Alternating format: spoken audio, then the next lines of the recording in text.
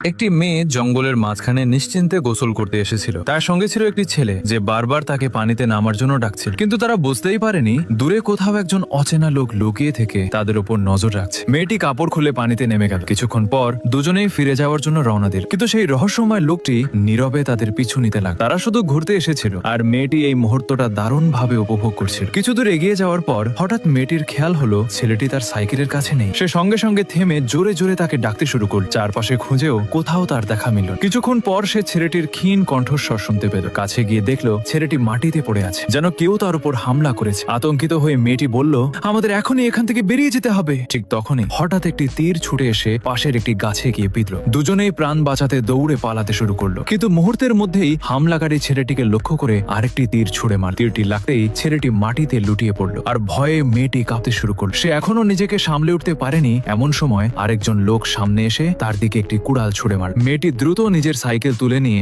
সর্বশক্তি দিয়ে পালাতে লাগলো, কিন্তু দৌড়াতে দৌড়াতে সামনে টানানো কাঁটা তারের সঙ্গে তার মাথা সজোরে ধাক্কা খেল। এদিকে দেখা যায় আরেকটি ছেলে জঙ্গলের পথ হারিয়ে ফেলেছে। সে ভীষণ আতঙ্কিত আর বুঝতে পারছে না কোন দিকে গেলে নিরাপদে বের হতে পারবে।